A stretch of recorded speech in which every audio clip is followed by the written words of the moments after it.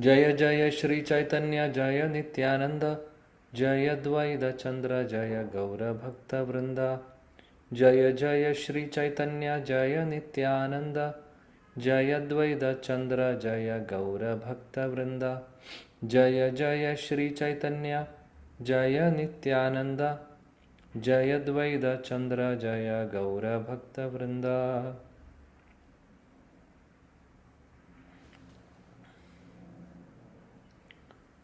ओम अज्ञानतिमिरान्धस्य ज्ञानाञ्जनशलाकया चक्षुरुन्मिलितं येन तस्मै श्रीगुरवे नमः।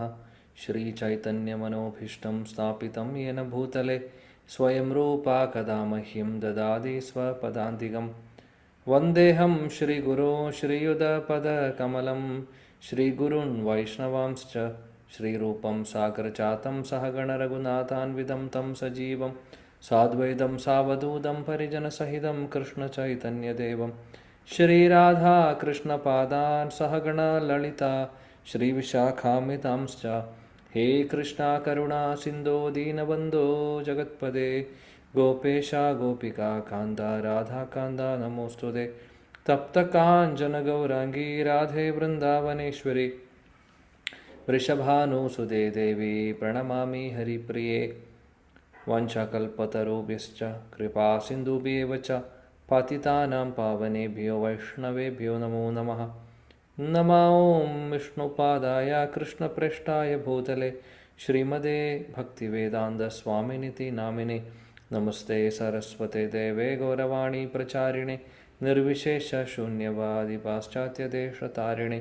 जय श्री कृष्ण चैतन्य प्रभु नित्यानंद, श्री अद्वैत गदाधर श्रीवासादि गौरभक्तवृंद। हरे कृष्ण कृष्ण कृष्ण हरे हरे, हरे राम राम राम हरे हरे। हरे कृष्ण कृष्ण कृष्ण हरे हरे, हरे राम राम राम हरे हरे। हरे कृष्ण कृष्ण कृष्ण हरे हरे, हरे राम राम हरे हरे। मुखं करोति वाचालं पङ्गुं लङ्घयते गिरिं, यत्कृपातमहं वन्दे श्रीगुरो दीनतारिणं। परमानन्दमाधवं श्रीचैतन्यमीश्वरम्।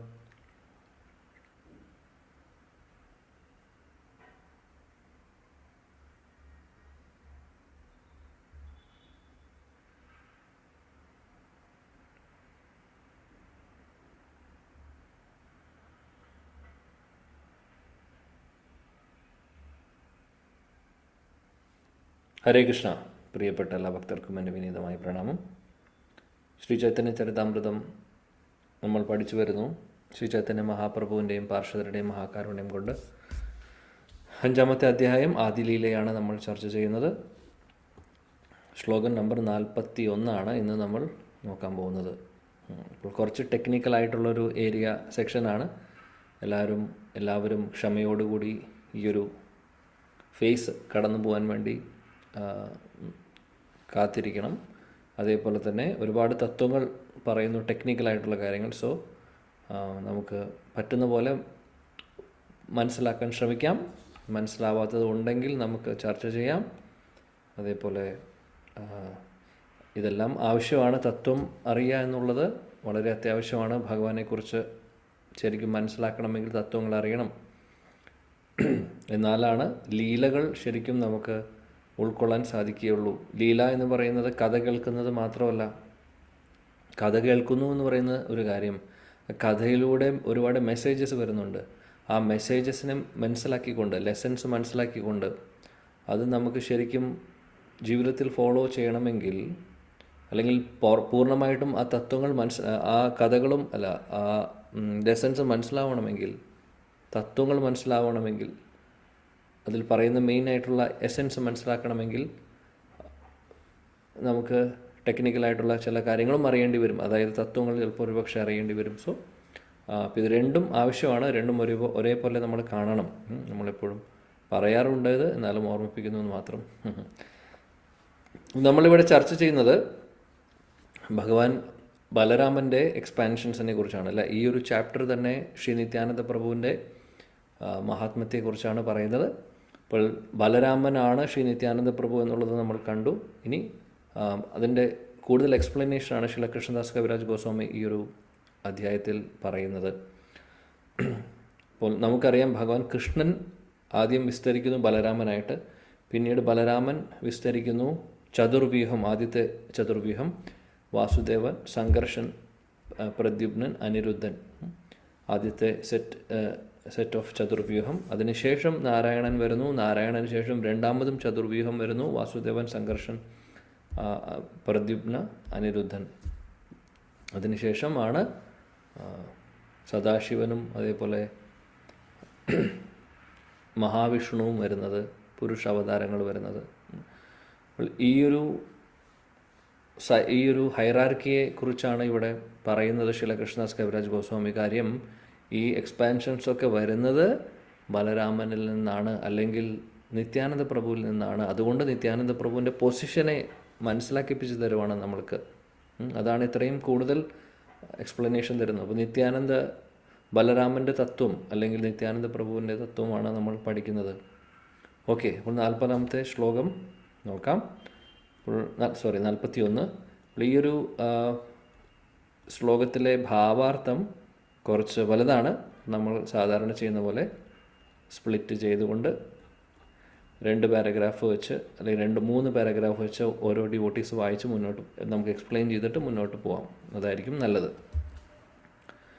ഓക്കെ. വാസുദേവ സംഘർഷന പ്രദ്യുമ്ന നിരുദ്ധ ദ്വിതീയ ചതുർവ്യൂഹ തുരീയ വിശുദ്ധ. വാസുദേവ സംഘർഷന പ്രദ്യുമ്ന നിരുദ്ധ ദ്വിതീയ ചതുർവ്യൂഹ തുരീയ വിശുദ്ധ. വാസുദേവ സംഘർഷന പ്രദ്യുമ്ന നിരുദ്ധ ദ്വിതീയ ചതുർവ്യൂഹ തുരീയ വിശുദ്ധ. ഹരേ കൃഷ്ണ പ്രഭു. വാസുദേവ സംഘർഷേണ പ്രത്യുപ്ന നിരുദ്ധ ദ്വിതീയ ചതുർവ്യൂഹ തുരീയ വിശുദ്ധ. വിവർത്തനം ഭാവാർത്ഥം ബൈ ഹിസ് ഡിവൈൻ ഗ്രേസ് അഭയ ചരണാരവിന്ദ ഭക്തി വേദാന്ത സ്വാമി ശ്രീല പ്രഭുപാദ് കി ജയ്.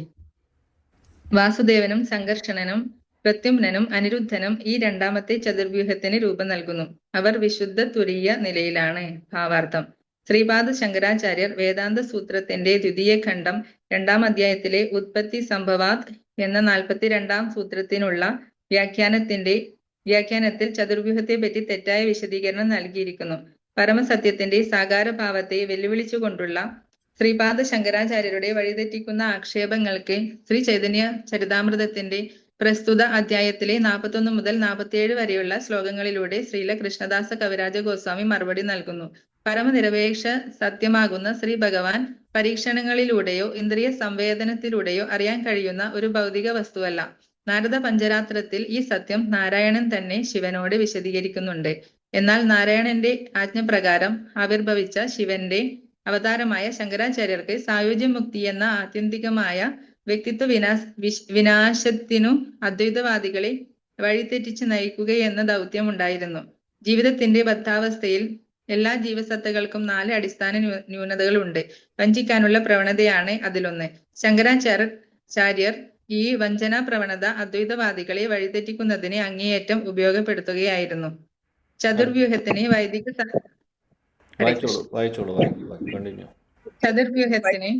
വൈദിക സാഹിത്യത്തിൽ നൽകിയിട്ടുള്ള വിശദീകരണം വാസ്തവത്തിൽ ഒരു ബദ്ധാത്മാവിന്റെ അനുമാനത്തിലൂടെ മനസ്സിലാക്കാൻ കഴിയില്ല. ചതുർരൂപങ്ങൾ, അതിനാൽ അവ വിവരിക്കപ്പെട്ടിട്ടുള്ള യഥാവിധി സ്വീകരിക്കപ്പെടണം. ഒരുവനെ അയാളുടെ പരിമിതമായ കാഴ്ചപ്പാടിൽ നിന്നുകൊണ്ട് വേദങ്ങളിൽ പറഞ്ഞ എന്തെങ്കിലും മനസ്സിലാക്കാനാകാത്ത പക്ഷം അയാൾ വൈദിക ശാസനം അതേപടി അംഗീകരിക്കുകയും അവന്റെ പരിമിതമായ ഗ്രാഹ്യത്തിന് യോജിച്ച വിധത്തിൽ വ്യാഖ്യാനങ്ങൾ സൃഷ്ടിക്കാതിരിക്കുകയും ചെയ്യണമെന്നതാണ് വേദങ്ങളുടെ ആധികാരികത. ശങ്കരാചാര്യർ പക്ഷേ അദ്ദേഹത്തിന്റെ ശാരീരിക ഭാഷ്യത്തിൽ അദ്വൈതവാദികളുടെ തെറ്റിദ്ധാരണ വർദ്ധിപ്പിക്കുകയാണ് ചെയ്യുന്നത്. Hare Krishna. Thank you. Okay, ഇവിടെ വാസുദേവ, സംഘർഷൻ, പ്രദ്യുമ്ന, അനിരുദ്ധ 4 പേര് അല്ലേ, ഇവരാണ് ചതുർവ്യൂഹം അല്ലേ. ഇത് ഇവിടെ പറയുന്നത് 2ാമത്തെ സെറ്റ് ചതുർവ്യൂഹത്തെക്കുറിച്ചാണ്. ഭഗവാൻ നാരായണനിൽ നിന്ന് എക്സ്പാൻഷൻ വരുന്ന ഈ 4 4 മൂർത്തികളെക്കുറിച്ചാണ് പറയുന്നത്. ശീല പ്രഭുപാദി ഭാവാർത്ഥത്തിൽ പറയുന്നത് എന്താണെന്ന് വെച്ചാൽ, ചതുർവ്യൂഹത്തെക്കുറിച്ച് ശ്രീപാദ് ശങ്കരാചാര്യർ വേദാന്ത സൂത്രത്തിൻ്റെ കമൻട്രി അല്ലെങ്കിൽ വേദാന്ത സൂത്രത്തിന് പരിഭാഷ എഴുതിയിട്ടുണ്ട്. അദ്ദേഹം ഭാവാർത്ഥം എഴുതിയിട്ടുണ്ട്. അപ്പോൾ അതിൽ പറയും അതിൽ എക്സ്പ്ലനേഷൻ അതിനെ ശാരീരിക ഭാഷ എന്ന് പറയും. ആ ശാരീരിക ഭാഷ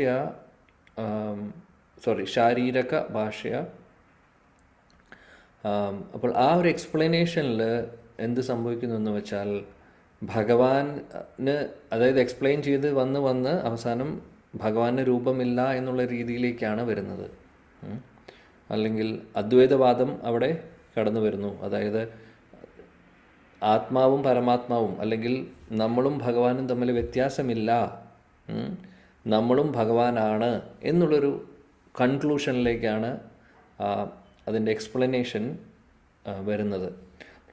ആ ഒരു കാര്യം ഇവിടെ അത് ശരിയല്ല എന്നുള്ളത് ശ്രീല കൃഷ്ണദാസ് കവിരാജ് ഗോസ്വാമി അദ്ദേഹത്തിൻ്റെ ചൈതന്യ ചരിതാമൃതത്തിലെ ശ്ലോകങ്ങളിലൂടെ നമുക്ക് കാണിച്ചു തരുന്നു. ശ്രീല പ്രഭുപാദി അതിനെക്കുറിച്ച് എക്സ്പ്ലെയിൻ ചെയ്തു തരുവാണ് ചെയ്യുന്നത്. കാര്യം പരമസത്യം എന്ന് പറയുന്ന ഭഗവാൻ കൃഷ്ണൻ്റെ ഒരു ആസ്പെക്റ്റ് മാത്രമാണ് നിരാകാരം എന്ന് പറയുന്ന ബ്രഹ്മജ്യോതി. അതൊരു കാര്യം. ഭഗവാൻ എന്ന് പറയുന്ന ഒരു വ്യക്തിയാണ്.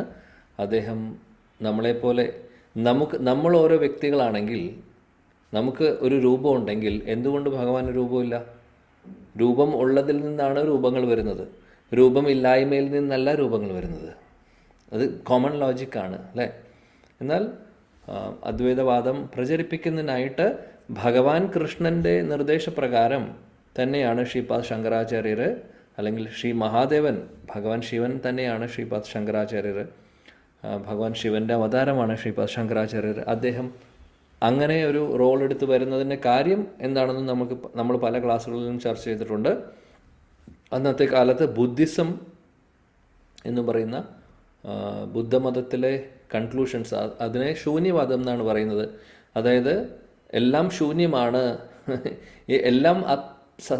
എല്ലാം അസത്യമാണ്, ഇതെല്ലാം കാണുന്നതൊക്കെ അസത്യമാണ്, ഇതൊന്നും ഉള്ളതല്ല, നമ്മൾ ഏതാണ്ട് ഒരു ഭ്രമത്തിലിരിക്കുന്ന പോലെ നമുക്ക് തോന്നുന്നതാണ്, എല്ലാം ശൂന്യത്തിലേക്ക് പോകുന്നു, അങ്ങനെയുള്ളൊരു കൺസെപ്റ്റാണ് ശരിക്കും പറയുകയാണെങ്കിൽ ബുദ്ധിസത്തിൽ വരുന്നത്. അപ്പോൾ ആ ബുദ്ധിസം പറയുന്നത് എന്താണെന്ന് വെച്ചാൽ, വേദങ്ങളിലൊന്നും ഒന്നും പറയുന്നില്ല, വേദങ്ങൾ ആവശ്യമില്ല നമുക്ക് എന്നുള്ള രീതിയിലാണ് ബുദ്ധിസത്തിലെ ഒരു കൺക്ലൂഷൻ വരുന്നത്. ആ ഒരു ഫിലോസഫി അതാണ്. വേദങ്ങളെ കംപ്ലീറ്റ്ലി അവർ റിജക്റ്റ് ചെയ്യുകയാണ് ചെയ്യുന്നത്. വേദങ്ങളുടെ ആവശ്യമില്ല എന്നുള്ള രീതിയിലായിരുന്നു അവരുടെ പ്രചരണം. എന്നാൽ ശ്രീപാദ് ശങ്കരാചാര്യരെ ഭഗവാൻ വിടുന്നത് എന്തിനു വേണ്ടിയാണ് എന്നാണ് വെച്ചാൽ, വേദങ്ങളുടെ പ്രാധാന്യത്തെക്കുറിച്ച് വീണ്ടും, വേദങ്ങളുടെ പ്രാധാന്യം അതിനു മുമ്പുണ്ടായിരുന്നു, ബുദ്ധിസത്തിന് മുമ്പ്. നമുക്കറിയാം ബുദ്ധിസം വരാനും കാര്യമുണ്ട്, അതും ഭഗവാൻ തന്നെ കൊണ്ടുവന്നതാണ്. ഭഗവാൻ തന്നെയാണ് ബുദ്ധൻ ആയിട്ട് അവതരിക്കുന്നതും. അതിനും കാരണം നമ്മൾ പറഞ്ഞിട്ടുണ്ട്. കാര്യം വേദശാസ്ത്രങ്ങളിൽ പറയുന്ന പല കാര്യങ്ങളും മിസ്യൂസ് ചെയ്തപ്പോൾ ഒരുപാട് ഉപചാരങ്ങളും ആചാരങ്ങളും ഒക്കെ തെറ്റായിട്ട് വളരെ, അതായത് ഇന്ദ്രിയ സുഖഭോഗങ്ങൾക്ക് വേണ്ടി അതിനെ ഇൻ്റർപ്രറ്റ് ചെയ്ത് മിസ്യൂസ് ചെയ്യുന്ന ഒരവസ്ഥ വന്നപ്പോഴാണ് ഭഗവാൻ ബുദ്ധനായിട്ട് വരുന്നതും വേദങ്ങളെ തൽക്കാലം നിങ്ങൾ മാറ്റിവെച്ചോളൂ, അതിൻ്റെ ആവശ്യമില്ല എന്ന് പറഞ്ഞിട്ട് ബുദ്ധമതം വന്ന് ബുദ്ധൻ അവതാരമായി വന്ന് അദ്ദേഹം പ്രചരണം ചെയ്തു. അങ്ങനെ ആ കാലം കഴിഞ്ഞതിന് ശേഷം പിന്നെ വീണ്ടും വേദങ്ങളെ റീഎസ്റ്റാബ്ലിഷ് ചെയ്യേണ്ട ഒരു ജോലിയും കൂടെ കൃഷ്ണനുണ്ട്. കാര്യം അദ്ദേഹം തന്നെയാണ് ബുദ്ധനായിട്ട് വരുന്നത്. കാര്യം അന്നത്തെ കാലത്ത് വേറെ ഓപ്ഷൻ ഉണ്ടായിരുന്നില്ല. തൽക്കാലം വേദങ്ങൾക്ക് പ്രാധാന്യം ഇല്ല എന്ന് പറയുന്ന പ്രചരണമാണ് അന്ന് ആകെ വർക്ക് ചെയ്യുന്നുണ്ടായിരുന്നുള്ളൂ, വർക്കാവാനുള്ള സാധ്യത ഉണ്ടായിരുന്നുള്ളൂ. അതുകൊണ്ട് അദ്ദേഹം ആ ഒരു റോൾ എടുത്ത് വരുന്നു. ഇനി അതിനുശേഷം കുറച്ച് കഴിഞ്ഞപ്പോൾ തിരിച്ച് വേദങ്ങളുടെ പ്രാധാന്യത്തെ പുനഃസ്ഥാപിക്കാനുള്ള ഒരു ഉത്തരവാദിത്വം അദ്ദേഹത്തിനുള്ളത് കൊണ്ട് അദ്ദേഹം പിന്നീട് ശ്രീപാദ് ശങ്കരാചാര്യരായിട്ട് വരുന്നു. ആ സമയത്തും പൂർണ്ണമായിട്ടുള്ള ജ്ഞാനം, അതായത് പരമസത്യത്തെക്കുറിച്ചുള്ള, ഭഗവാനെക്കുറിച്ചുള്ള പൂർണ്ണമായിട്ടുള്ള ജ്ഞാനം അപ്പോഴും കൊടുക്കുന്നില്ല. ബിക്കോസ് അറ്റ്ലീസ്റ്റ് കാര്യം ഒന്നുമില്ലാത്ത ആൾക്കാരെ അതായത് വട്ടപൂജ്യത്തിലിരിക്കുന്ന ആൾക്കാരെ, ശൂന്യത്തിലിരിക്കുന്ന ആൾക്കാരെ, അവർ ശൂന്യവാദം ഫോളോ ചെയ്യുന്ന ആൾക്കാർ, ശൂന്യത്തിലിരിക്കുന്ന ആൾക്കാരെ ഒന്നിലേക്കും രണ്ടിലേക്കും കൊണ്ടുവരാൻ വേണ്ടിയിട്ടാണ് ശ്രീപാദ് ശങ്കരാചാര്യർ അദ്വൈതവാദം പ്രചരിപ്പിച്ചത്. എന്നാൽ അത് പൂർണ്ണമാണോ? അത് പൂർണ്ണമല്ല. അവിടെയും കുറവുകളുണ്ട്. കാര്യം പറഞ്ഞ പോലെ നമ്മൾ 0-ലിരിക്കുന്ന ആൾക്കാരെ, LKG-യിലിരിക്കുന്ന ആൾക്കാർക്ക് കോളേജിലുള്ള സിലബസ് കൊടുത്തു കഴിഞ്ഞാൽ മനസ്സിലാവുമോ? മനസ്സിലാവില്ല. അപ്പോൾ അതിന് പടിപടിയായിട്ട് അവർ ഉയർത്തിക്കൊണ്ടുവരാനേ സാധിക്കുള്ളൂ. അതുകൊണ്ട് അടുത്ത സ്റ്റെപ്പായിട്ട് ശ്രീപാദ് ശങ്കരാചാര്യർ വന്ന് അദ്ദേഹം നിരാകാരവാദം, അദ്വൈതവാദം പ്രചരിപ്പിക്കുന്നു.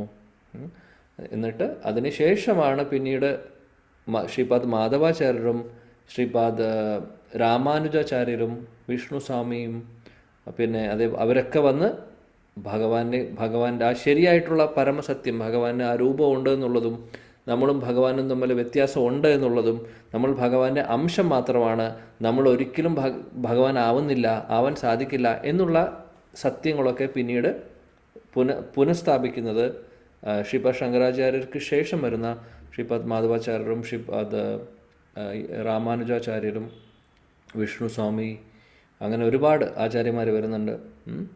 പിന്നെ അവസാനം ശ്രീ ചൈതന്യ മഹാപ്രഭുവും വരുന്നു. അങ്ങനെ അവരാണ് പിന്നീട് അതിനെ തിരിച്ച് കൊണ്ടുവരുന്നത്. അപ്പോൾ അത് സ്റ്റെപ്പ് ബൈ സ്റ്റെപ്പായിട്ടുള്ളൊരു കാര്യമാണ്.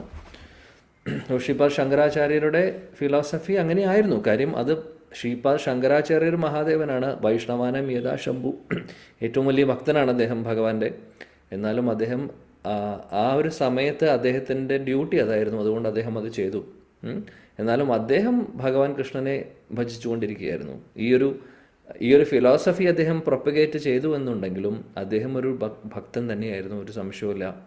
വളരെ വരിഷ്ഠനായിട്ടുള്ളൊരു ഭക്തനാണ്. കാര്യം ശിവൻ എന്ന് പറഞ്ഞു കഴിഞ്ഞാൽ ഭഗവാന്റെ ഏറ്റവും അടുത്ത, ഏറ്റവും വലിയ ഭക്തനാണ് ശരിക്കും. വിഷ്ണുവിൻ്റെ ഏറ്റവും വലിയ ഭക്തനാണ്.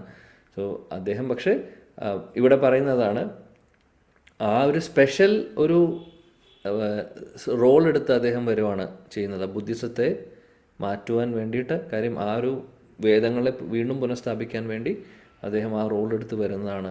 അതാണ് നമ്മളത് മനസ്സിലാക്കണം. അല്ലാതെ അത് അദ്ദേഹത്തിൻ്റെ, ഇപ്പോൾ നമ്മളെ അദ്ദേഹത്തിനെ ഭഗവാൻ പറഞ്ഞു വിടുന്നതാണ്, ഇതാണ് നിൻ്റെ ഡ്യൂട്ടി, അത് നീ ചെയ്തിട്ട് വരിക എന്നുള്ളത്. അപ്പോൾ ഭഗവാന്റെ സേവനം ചെയ്യുന്ന ആളുകൾ ഭഗവാൻ എന്ത് പറയുന്നു അത് ചെയ്യാൻ തയ്യാറാണ്. അത് ശരിയാവില്ല, ഇത് ശരിയാവില്ല, എനിക്ക് ഈ റോൾ എടുക്കാൻ പറ്റില്ല എന്നൊക്കെ പറയുന്ന, ഇപ്പോൾ ഡ്രാമയൊക്കെ കോർഡിനേറ്റ് ചെയ്യുന്ന സമയത്ത്, ഡാൻസ് കോർഡിനേറ്റ് ചെയ്യുന്ന സമയത്തും, അല്ലെങ്കിൽ കീർത്തനം, എന്ത് പ്രോഗ്രാം, കൾച്ചറൽ പ്രോഗ്രാമൊക്കെ കോർഡിനേറ്റ് ചെയ്യുന്ന സമയത്ത് പലപ്പോഴും ഉണ്ടാകുന്ന ഒരു അഭിപ്രായമാണ്, വില്ലൻ്റെ റോള് ഞാൻ എടുക്കില്ല, നല്ല റോള് വേണം, ഹീറോയിൻ്റെ റോള് വേണം, അല്ലെങ്കിൽ നെഗറ്റീവ് റോൾസ് ഞാൻ എടുക്കില്ല.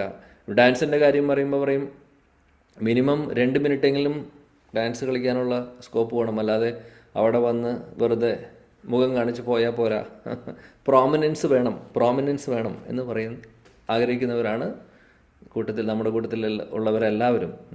എന്നാൽ ഇതാണ് മഹാദേവൻ്റെയൊക്കെ മഹാകാരുണ്യം. ഇന്നലെ ശിവരാത്രിയായിരുന്നു. അദ്ദേഹത്തെക്കുറിച്ച് നമ്മൾ ഇന്നലെ ഒരു ക്ലാസ്സിൽ ചർച്ച ചെയ്തിരുന്നു. അദ്ദേഹത്തിൻ്റെ മഹാകാരുണ്യത്തെക്കുറിച്ച്. മഹാദേവൻ ഭഗവാൻ ശിവനെ പോലെ മഹാകാരുണ്യവാനായിട്ടുള്ളൊരു ഭക്തൻ വേറെ ഉണ്ടോ എന്ന് ചോദിച്ചു കഴിഞ്ഞാൽ സംശയമാണ്. ഭഗവാന്റെ അത്രയും അടുത്ത ശുദ്ധഭക്തനാണ് അദ്ദേഹം. ഭഗവാൻ എന്ത് പറയുന്നു അത് ചെയ്യാൻ തയ്യാറാണ്. ഇപ്പോൾ നോക്കൂ, അദ്ദേഹം സമുദ്രമന്ഥന ലീല ചെയ്യുന്ന സമയത്ത് ആരും ഉണ്ടായിരുന്നില്ല ആ വിഷം കുടിക്കാൻ.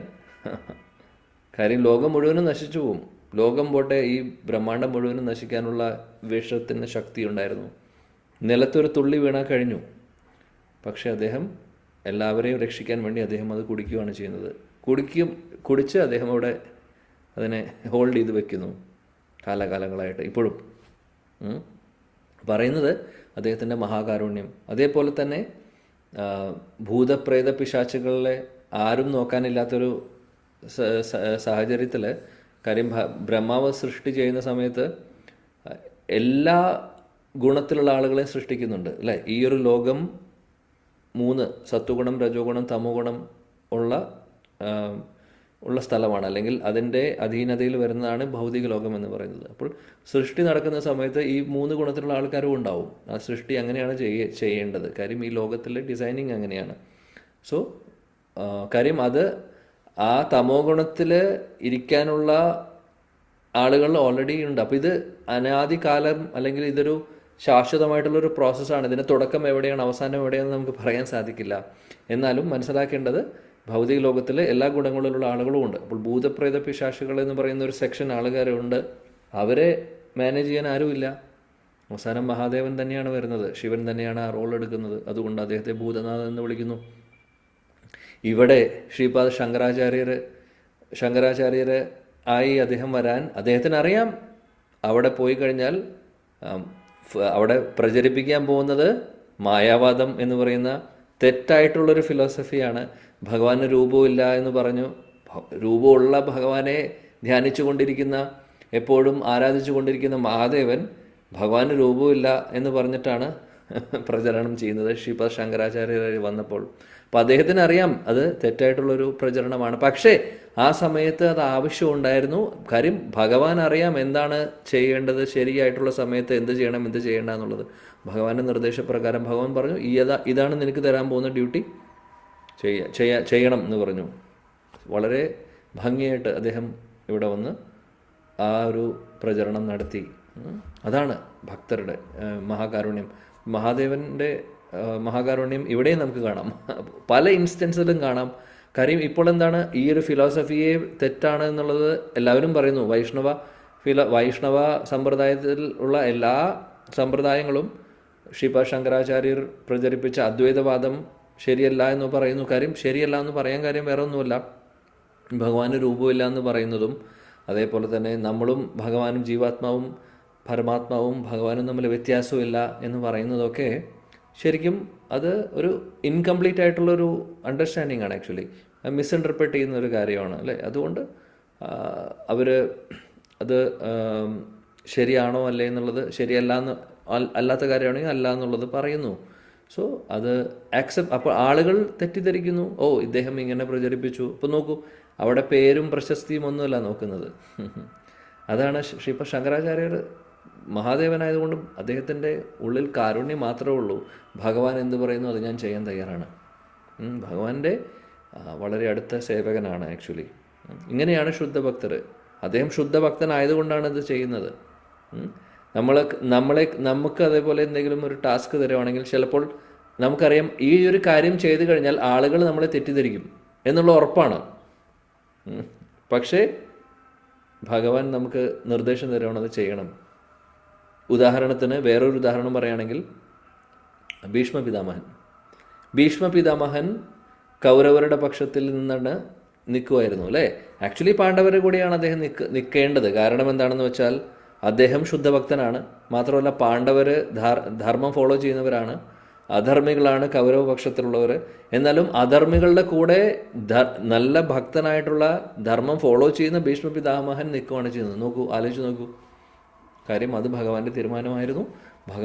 ഭഗവാൻ ഒരു പർപ്പസ് ഉണ്ടായിരുന്നു അതിന്. അതുകൊണ്ട് അദ്ദേഹത്തെ ഓപ്പോസിറ്റ് പാർട്ടിയിൽ നിർത്തി. ഭീഷ്മപിതാമഹൻ അറിയാം പലവരും എന്നെ തെറ്റിദ്ധരിക്കും, പലവരും എന്നെക്കുറിച്ച് അതായത് എൻ്റെ ഒരു റെപ്യൂട്ടേഷൻ നഷ്ടപ്പെടും. അറിയാഞ്ഞിട്ടല്ല അദ്ദേഹം എന്നാലും ആ ഒരു റോൾ എടുക്കുന്നു. എന്നിട്ട് ഇവർക്കൊക്കെ എന്തായി? സക്സസ് ഉണ്ടായോ? തീർച്ചയായിട്ടും. ഭീഷ്മപിതാമഹൻ ശരീരമിടുന്ന സമയത്ത് ഭഗവാനെ കണ്ടുകൊണ്ട് ആ കൺമുമ്പിൽ ഭഗവാൻ നിൽക്കുന്നുണ്ടായിരുന്നു. ശ്രീപാദ ശങ്കരാചാര്യരുടെ കാര്യം പിന്നെ പറയേണ്ട. അദ്ദേഹം ഭഗവാന്റെ അവതാരം, ഭഗവാന്റെ അംശാവതാരമായിട്ടുള്ള ശിവൻ തന്നെയാണ്. സോ പിന്നെ അദ്ദേഹം സാധാരണ ഒരു ജീവതത്വമല്ല. അദ്ദേഹം ഭഗവാൻ ശിവനാണ്. അദ്ദേഹത്തിൻ്റെ കാര്യം പിന്നെ പറയേണ്ട ആവശ്യമില്ല. അദ്ദേഹം ഈ റോള് കഴിഞ്ഞ് തിരിച്ചു പോയി. അങ്ങനെ അപ്പോൾ ഇങ്ങനെയുള്ളവരൊക്കെ ശുദ്ധഭക്തരൊക്കെ എന്ത് ഭഗവാൻ പറഞ്ഞു കഴിഞ്ഞാൽ എന്തും ചെയ്യാൻ തയ്യാറാണ്. അവിടെ അവരുടെ കൺവീനിയൻസോ അവരുടെ ഫെയിമോ അല്ലെങ്കിൽ എന്ത് റിസ്ക് എടുക്കാൻ തയ്യാറാണ്. എന്ത് പേര് പൊക്കോട്ടെ, എന്തായാലും കുഴപ്പമില്ല, തെറ്റിദ്ധരിച്ചോട്ടെ, സാരമില്ല.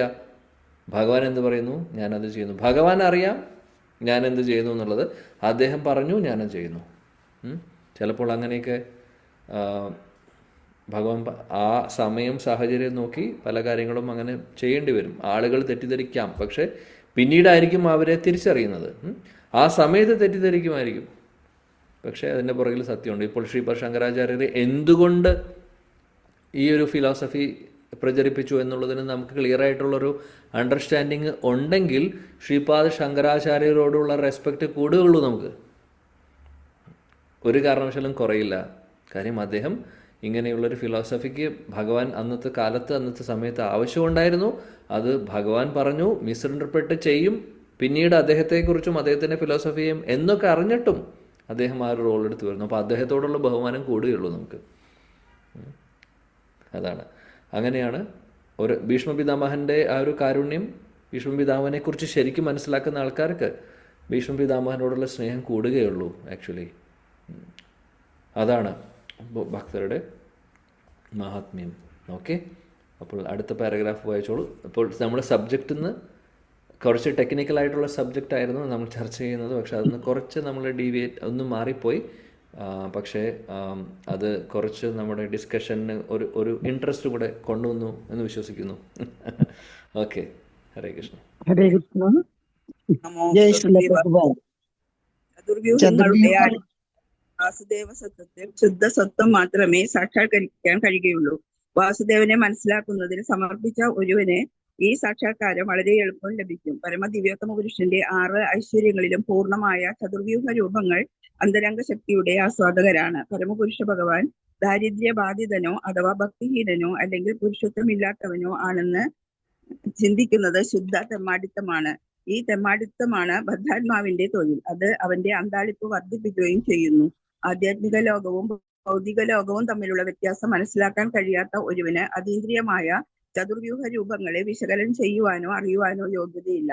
വേദാന്ത സൂത്രത്തിലുള്ള 2.2.2.4.5 തന്റെ വ്യാഖ്യാനത്തിൽ ദിവ്യ പൂജ്യ ശ്രീപാദ ശങ്കരാചാര്യർ ഈ ചതുർവ്യൂഹങ്ങൾക്ക് ആധ്യാത്മിക ലോകത്തിൽ അസ്തിത്വമില്ലെന്ന് കാട്ടാൻ വ്യർത്ഥമായ ഒരു ഉദ്യമം നടത്തിയിട്ടുണ്ട്. ഹരേ കൃഷ്ണ. വായിച്ചോളൂ. ഹരേ കൃഷ്ണ. ഹരേ കൃഷ്ണ. ജയ് ശ്രീ ഭഗവാൻ. ഭഗവാൻ ശ്രീകൃഷ്ണൻ ഏകനാണെന്നും ത്രിഗുണാതീതനാണെന്നും അവിടുന്ന് ആനന്ദപൂർണവും സനാതനവുമായ ഒരു അതീന്ദ്രിയ ശരീരം ഉണ്ടെന്നും ഭക്തന്മാർ വിചാരിക്കുന്നതായി ശങ്കരാചാര്യർ വേദാന്ത സൂത്ര 42 പറയുന്നു. ശാശ്വതവും അതീന്ദ്രിയവുമായ 4 രൂപങ്ങളിൽ വാസുദേവൻ, സംഘർഷണൻ, പ്രദ്യുമ്നൻ, അനിരുദ്ധൻ വിസ്തരിക്കുന്നുവെന്ന് വിശ്വസിക്കുന്ന ഭക്തന്മാരുടെ പരമമായ ലക്ഷ്യം ആ ആദി ഭഗവാനാണ്. പ്രഥമ വിസ്തരണമായ വാസുദേവനിൽ നിന്ന് സംഘർഷണൻ, പ്രദ്യുമ്നൻ, അനിരുദ്ധൻ എന്നീ ക്രമത്തിൽ അവിടുന്ന് വിസ്തരിക്കുന്നു. വാസുദേവന്റെ മറ്റൊരു നാമം പരമാത്മാവെന്നും സംഘർഷണന്റെ മറ്റൊരു നാമം ജീവൻ, ജീവസത്ത എന്നും പ്രദ്യുമ്നന്റെ മറ്റൊരു നാമം മനസ്സെന്നും അനിരുദ്ധന്റെ മറ്റൊരു നാമം അഹങ്കാരം അഥവാ മിഥ്യാഹങ്കാരം എന്നുമാണ്. ഈ വിസ്തരണങ്ങളിൽ വാസുദേവൻ ഭൗതിക പ്രകൃതിയുടെ ഉത്ഭവസ്ഥാനമായി പരിഗണിക്കപ്പെടുന്നു.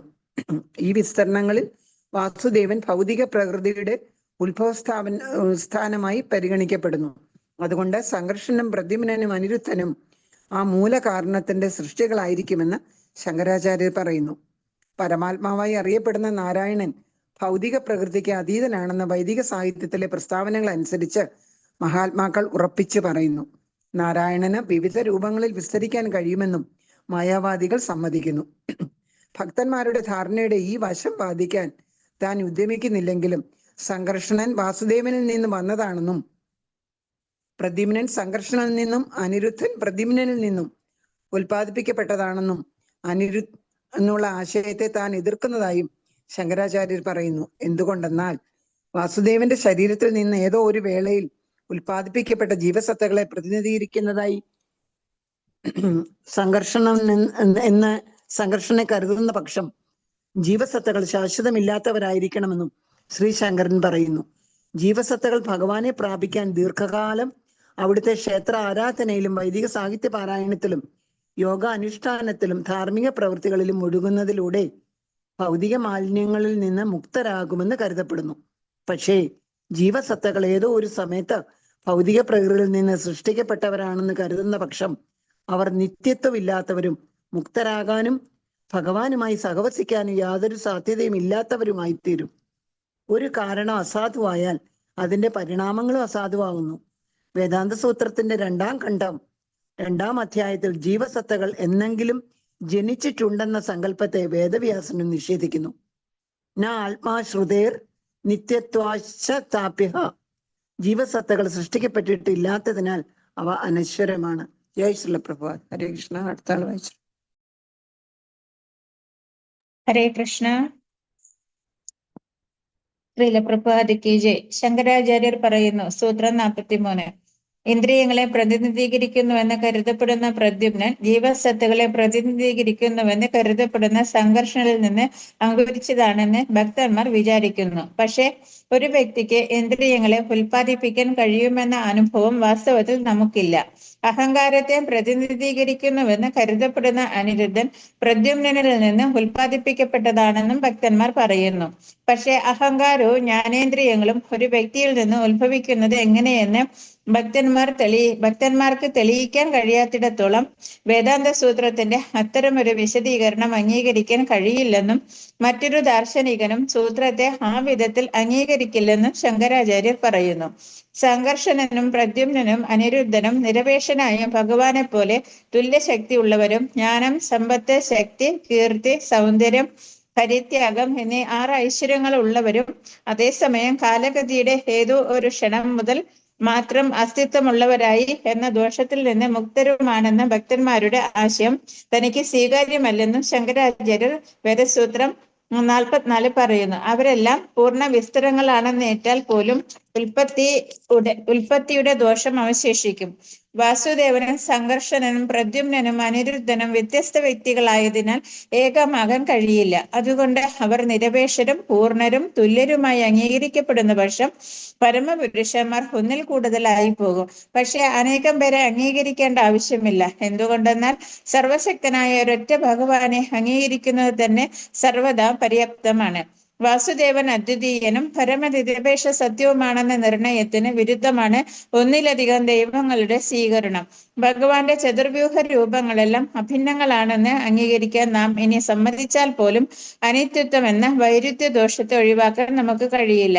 ഈ വ്യക്തിത്വങ്ങൾക്കിടയിൽ എന്തെങ്കിലും ചില വ്യത്യാസങ്ങളുണ്ടെന്ന് നാം അംഗീകരിക്കാത്ത പക്ഷം സംഘർഷണൻ വാസുദേവന്റെ വിസ്തരണവും പ്രദ്യുമ്നൻ സംഘർഷണന്റെ വിസ്തരണവും അനിരുദ്ധൻ പ്രദ്യുമ്നന്റെ വിസ്തരണവുമാണെന്ന ആശയത്തിന് ഒരു അർത്ഥവുമില്ല. ഹേതുവും പരിണാമവും തമ്മിൽ നിശ്ചയമായും വ്യത്യാസം ഉണ്ടായിരിക്കണമല്ലോ. ഉദാഹരണത്തിന് ഒരു മൺകുടം അത് നിർമ്മിച്ച മണ്ണിൽ നിന്ന് വ്യത്യസ്തമാണ്. അതുകൊണ്ട് മണ്ണ് ഹേതുവും കുടം പരിണാമവുമാണെന്ന് നമുക്ക് നിശ്ചയം വരുത്താൻ കഴിയും. അത്തരം വ്യത്യാസങ്ങൾ ഇല്ലാത്ത പക്ഷം ഹേതുവിനും പരിണാമത്തിനും അർത്ഥമില്ല. അതിലേറെ പഞ്ചരാത്രിക തത്വങ്ങളുടെ പിന്തുടർച്ചക്കാർ വസുദേവനും സംഘർഷണനും പ്രദ്യുമ്നനും അനിരുദ്ധനും തമ്മിൽ ജ്ഞാനത്തിലും ഗുണത്തിലും എന്തെങ്കിലും വ്യത്യാസമുണ്ടെന്ന് അംഗീകരിക്കുന്നില്ല. ഈ വ്യത്യാസങ്ങളെല്ലാം ഏകമാണെന്ന് ഭക്തന്മാർ അംഗീകരിക്കുന്നു. പക്ഷെ ഈ ഏകത്വ സിദ്ധാന്തത്തെ ചതുർവ്യൂഹങ്ങളുടെ വിഷയത്തിൽ മാത്രം പരിമിതപ്പെടുത്തുന്നത് എന്തിന്? തീർച്ചയായും നാം അങ്ങനെ ചെയ്യരുത്. കാരണം എല്ലാ ജീവസത്തുക്കളും ബ്രഹ്മാവ് മുതൽ നിസാരനായ ഉറുമ്പ് വരെ വസുദേവന്റെ വിസ്തരണങ്ങളാണ് എന്ന് എല്ലാ സൂത്രങ്ങളിലും സ്മൃതികളിലും അംഗീകരിച്ചിട്ടുണ്ട്. ഹരേ കൃഷ്ണ. ഹരേ കൃഷ്ണ. ശങ്കരാചാര്യർ തുടർന്ന് പറയുന്നു, സൂത്രം 45. ഭഗവാന്റെ ഗുണങ്ങളും ആ ഗുണങ്ങളുടെ ഉടമയെന്ന നിലയിൽ ഭഗവാനും ഒന്നാണെന്ന് പഞ്ചരാത്രം പിന്തുടരുന്ന ഭക്തന്മാർ പ്രസ്താവിക്കുന്നു. അപ്പോൾ 6 ഐശ്വര്യങ്ങളും ജ്ഞാനം, സമ്പത്ത്, ശക്തി, കീർത്തി, സൗന്ദര്യം, വൈരാഗ്യം വാസുദേവനിൽ നിന്ന് അനന്യമാണെന്ന് പ്രസ്താവിക്കാൻ ഭാഗവത സമ്പ്രദായത്തിന് എങ്ങനെയാണ് കഴിയുക? ഇത് അസാധ്യമാണ്. വാസുദേവൻ, സംഘർഷണൻ, പ്രദ്യുമ്നൻ, അനിരുദ്ധൻ എന്നീ ചതുർവ്യൂഹ രൂപങ്ങൾ സംബന്ധിച്ച ഭക്തന്മാരുടെ വിശദീകരണത്തിനെതിരെ ശ്രീപാദ ശങ്കരാചാര്യൻ ഉന്നയിക്കുന്ന ആരോപണങ്ങൾ ശ്രീല രൂപ ഗോസ്വാമി ലഘുഭാഗവതാമൃതത്തിൽ പൂർവം 5.165 മുതൽ 193 വരെ നിഷേധിച്ചിട്ടുണ്ട്. നാരായണന്റെ ഈ 4 വിസ്തരണങ്ങളും ആത്മീയാകാശത്തിൽ മഹാവസ്ഥ എന്ന നാമധേയത്തിൽ സന്നിഹിതരാണെന്ന് രൂപഗോസ്വാമി പറയുന്നു.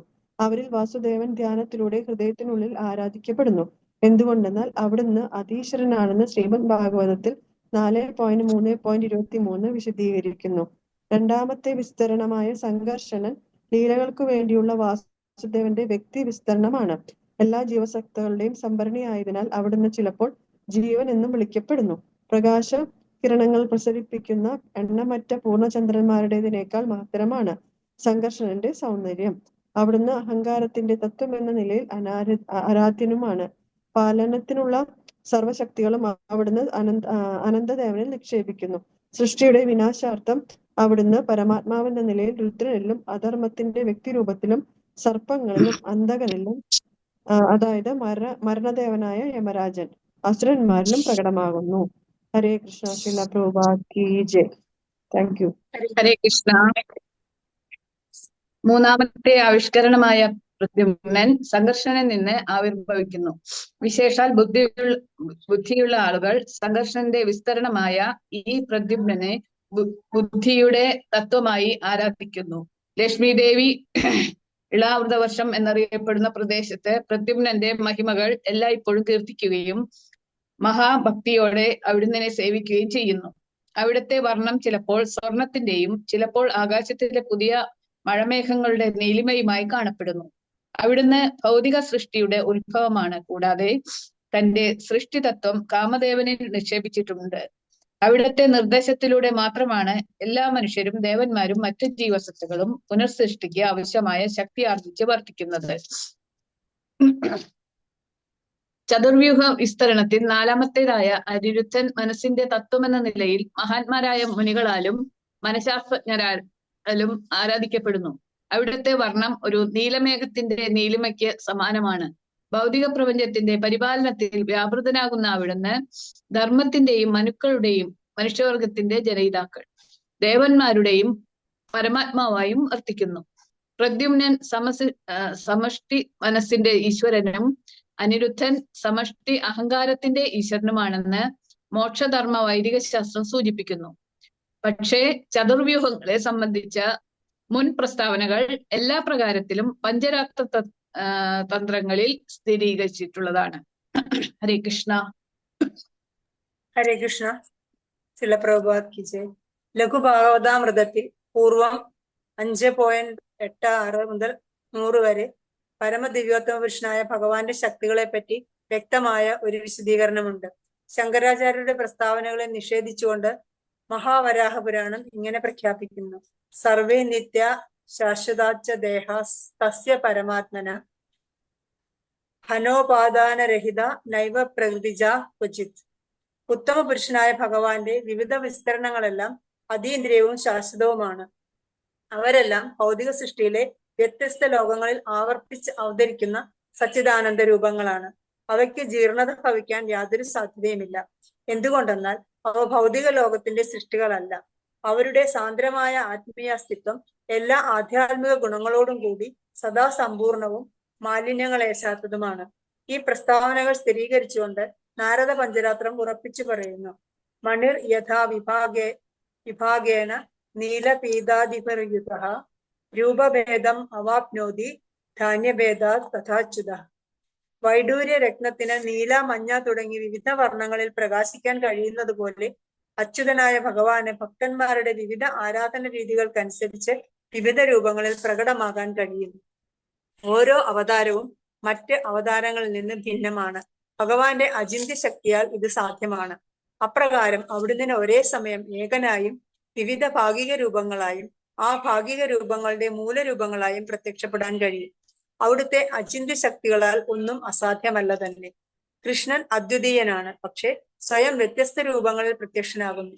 ശ്രീമദ് ഭാഗവതം 10-ാം സ്കന്ധത്തിൽ നാരദനാൽ പ്രസ്താവിക്കപ്പെട്ടിട്ടുള്ളതുപോലെ ചിത്രം ബാധേതത് ഏകേന വപുഷ യുഗപത് പൃഥക് ഗൃഹേഷുദ്ധി 8,000 സ്ത്രീയ ഏക ഉദാവഹത്. ഒരു കൃഷ്ണൻ ഒരേ സമയം 16,000 കൊട്ടാരങ്ങളിൽ 16,000 ഭക്തിമാരോടൊപ്പം അത്രയും തന്നെ കൃഷ്ണന്മാരായി കഴിയുന്നത് തീർച്ചയായും അത്ഭുതകരം തന്നെ. ഭാഗവതം 10:69-2 പത്മപുരാണവും വിശദീകരിക്കുന്നു: സദേവോ ബഹുധാ ഭൂത്വ നിർഗുണ പുരുഷോത്തമ ഏകീഭൂയ പുനശ്ചേദേ നിർദ്ദേശോ ഹരിർ ആദികൃത്. ഭൗതിക ഗുണങ്ങളിൽ നിന്നും മാലിന്യങ്ങളിൽ നിന്നും എല്ലായ്പ്പോഴും മുക്തനായ ആദി പുരുഷോത്തമന് ഒരേ സമയം ഒരു രൂപത്തിൽ ശയിച്ചുകൊണ്ട് തന്നെ വിവിധ രൂപങ്ങളിൽ സ്വയം പ്രദർശിപ്പിക്കാൻ കഴിയും. ശ്രീമദ് ഭാഗവതം 10-ാം സ്കന്ധത്തിൽ പറയുന്നു: ജയന്തി ത്വൻ മയാസ്ത്വാം വൈ ബഹുമൂർത്തി ഏകമൂർത്തികം. അല്ലയോ ഭഗവാനെ, വ്യത്യസ്ത രൂപങ്ങളിൽ പ്രത്യക്ഷപ്പെടുന്നുണ്ടെങ്കിലും അങ്ങ് അദ്വിതീയനാണ്. അതിനാൽ പരിശുദ്ധരായ ഭക്തന്മാർ അങ്ങയിൽ ഏകാഗ്രചിത്തരാവുകയും അങ്ങയെ മാത്രം ആരാധിക്കുകയും ചെയ്യുന്നു. ഭാഗവതം 10:47. കൂർമ്മ പുരാണത്തിൽ പറഞ്ഞിരിക്കുന്നു: അസ്തുലശ്ചാനനുശ്ചൈവ സ്ഥൂലോ അനുശ്ചവ സർവതഃ അവർണ സർവത പ്രോക്ത ശ്യാമോ രക്താന്തലോചനഃ. ഭഗവാൻ അവ്യക്തിഗതമാണെങ്കിലും വ്യക്തിയാണ്, പരമാണുവാണെങ്കിലും മഹാനാണ്, വർണ്ണരഹിതനാണെങ്കിലും അവിടുന്ന് അവിടുന്ന് ശ്യാമവർണ്ണവും ചുവന്ന കണ്ണുകളുമുണ്ട്. ഭൗതിക കാഴ്ചപ്പാടിൽ ഇവയെല്ലാം വൈരുദ്ധ്യമായി തോന്നിച്ചേക്കാം. പക്ഷെ ഭഗവാന് സങ്കല്പാതീതമായ ശക്തികളുണ്ട് മനസ്സിലാക്കുന്ന പക്ഷം ഈ സത്യങ്ങളെല്ലാം ശാശ്വത സാധ്യങ്ങളായി അവിടുന്നിലുണ്ടെന്ന് നമുക്ക് അംഗീകരിക്കാൻ കഴിയും. നമ്മുടെ ഇപ്പോഴത്തെ അവസ്ഥയിൽ ആധ്യാത്മിക പ്രവർത്തനങ്ങൾ എന്താണെന്നും എങ്ങനെയാണ് അവ സംഭവിക്കുന്നതെന്നും നമുക്ക് മനസ്സിലാക്കാനാവില്ല.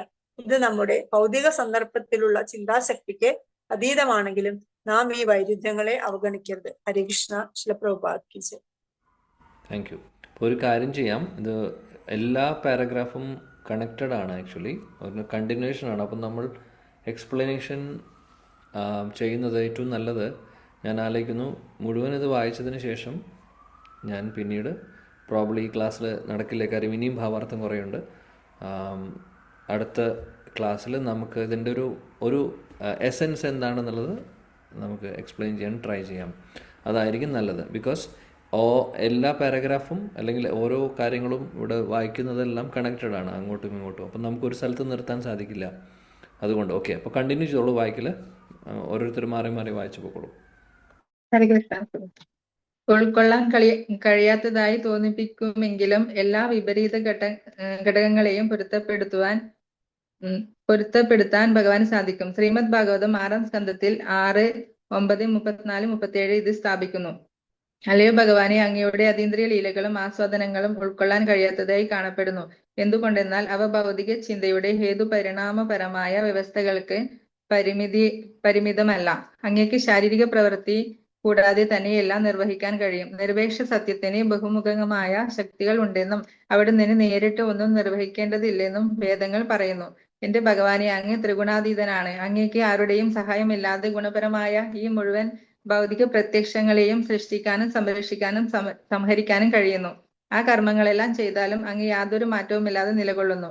ഭൗതിക ലോകത്തിലെ തങ്ങളുടെ കർമ്മങ്ങളുടെ പ്രതികരണങ്ങളായ സുഖമോ ദുഃഖമോ അനുഭവിക്കുന്ന സാധാരണക്കാരായ അസുരന്മാരെയും ദേവന്മാരെയും പോലെ അങ്ങയുടെ കർമ്മങ്ങളുടെ ഫലങ്ങൾ സ്വീകരിക്കുന്നില്ല. കർമ്മഫല മുക്തനായ അങ്ങ് നിത്യമായി അങ്ങയുടെ ആധ്യാത്മിക ശക്തിയിൽ നിലനിൽക്കുന്നു. ഇത് പൂർണ്ണമായി മനസ്സിലാക്കാൻ ഞങ്ങൾക്ക് കഴിയുന്നില്ല.